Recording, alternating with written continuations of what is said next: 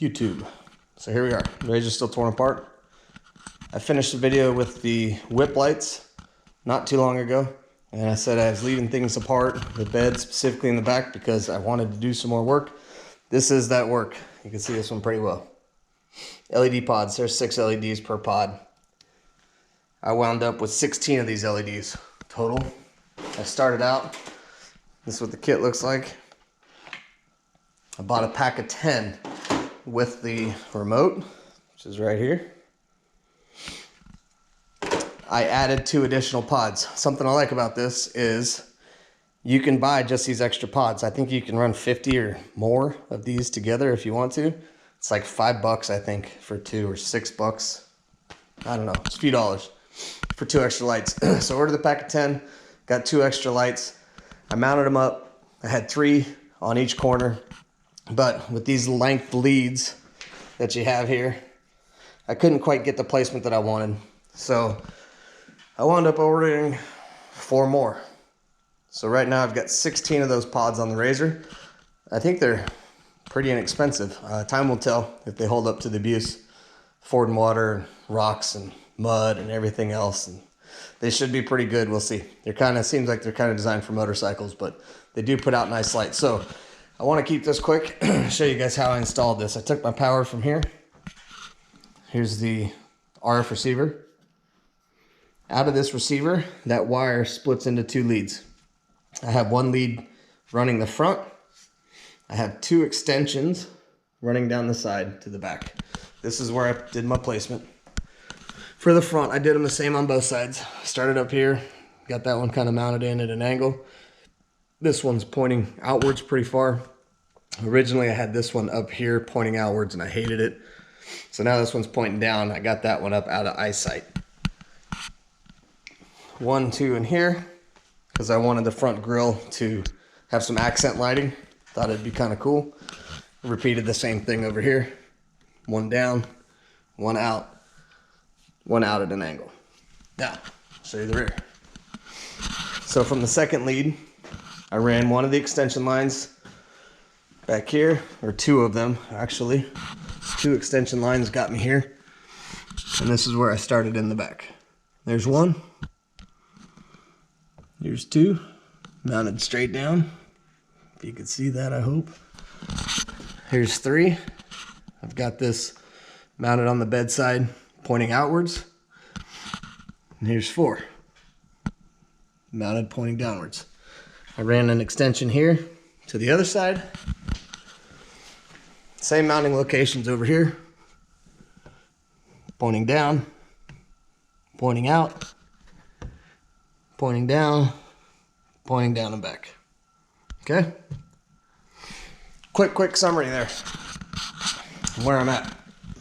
So overall, bought the pack of 10.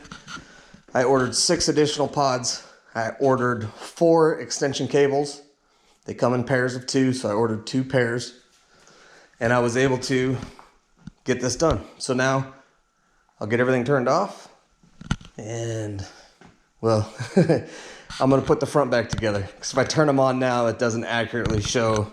It throws a lot more light than it will with the front fascia on there. So I'll get the front end on, the hood on, the bumper back on.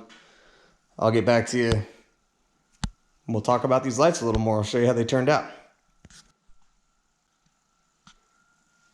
All right, YouTube. Got everything put back together. Got the bumper back on, the front fascia back on. Everything's snugged up, bolted down. You might see that something's missing right about there. That something is sitting up here during the intermission. The winch and I had a disagreement. Actually, the line got bound up from our last trip.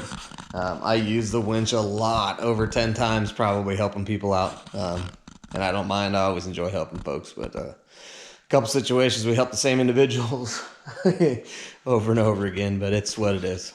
It's what it's there for. They did great, but unfortunately it got knotted up, bound up, started running backwards.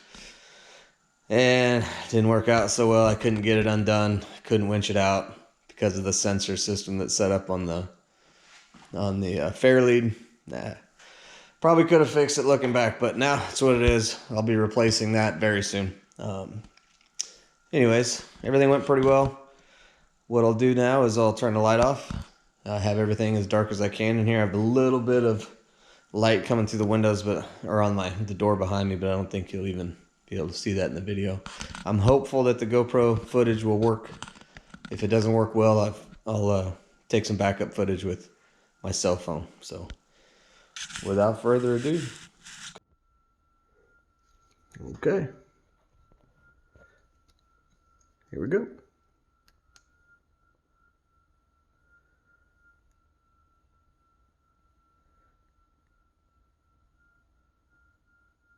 It's going to be hard to pick up what I'm seeing in person because this is all much brighter out here where the motorcycle's at. I'll probably try and take some pictures that I feel is the best representation to what I'm seeing with my naked eye.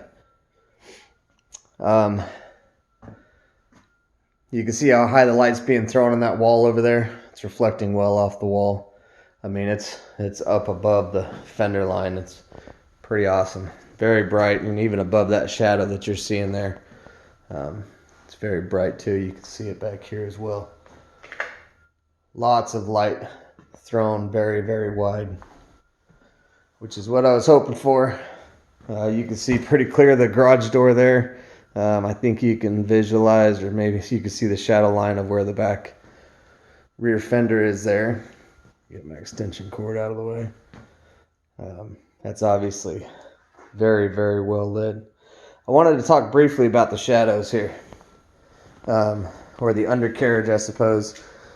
You can see, it's hard for me to get this here, but you can see pretty clear underneath the whole rear end, which is what I was hoping for. This is what I always try to do with my Jeeps as well. Because the whole goal, I mean, yeah, these lights look cool, but you want to be able to see what's underneath you. You want to be able to see if you're hung up on something. If you have to wrench on something, the whole engine area there is pretty well lit up. But great coverage across the rear. You can see there's a sharp point right in the center, which tells me my lights are lined up pretty well perfect.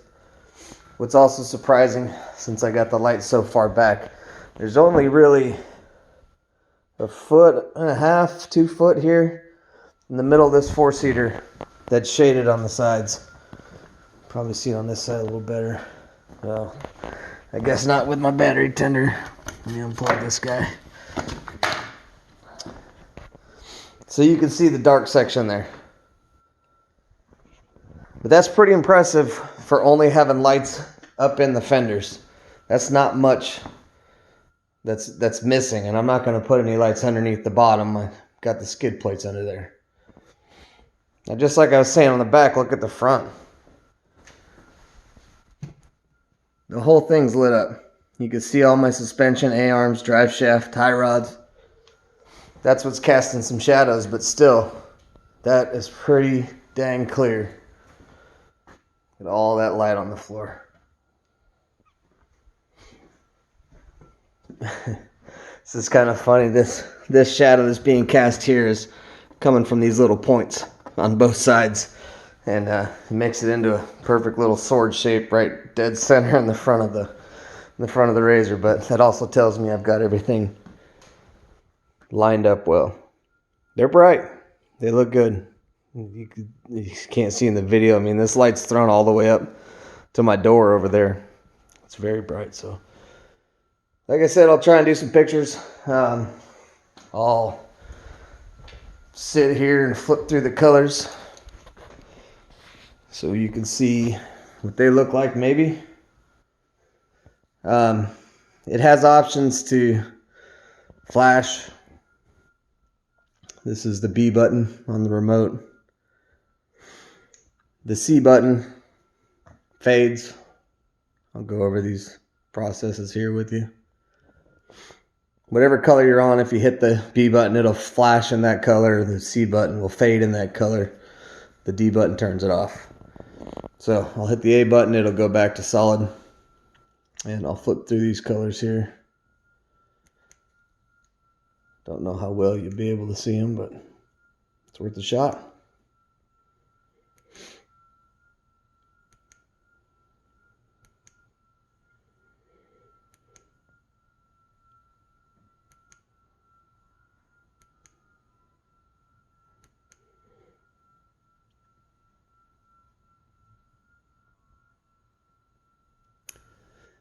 The second to last in the series just flashes through all the colors that it has. On this setting, the B and C buttons are speed up and slow down. So I can speed this up. It's gonna look wild. Could slow it way down.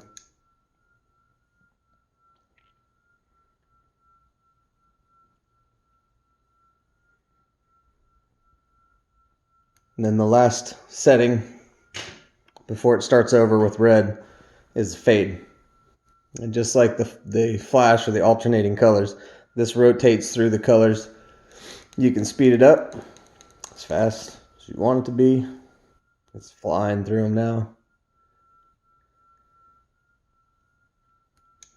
Or you can slow it way down, which I'll do now.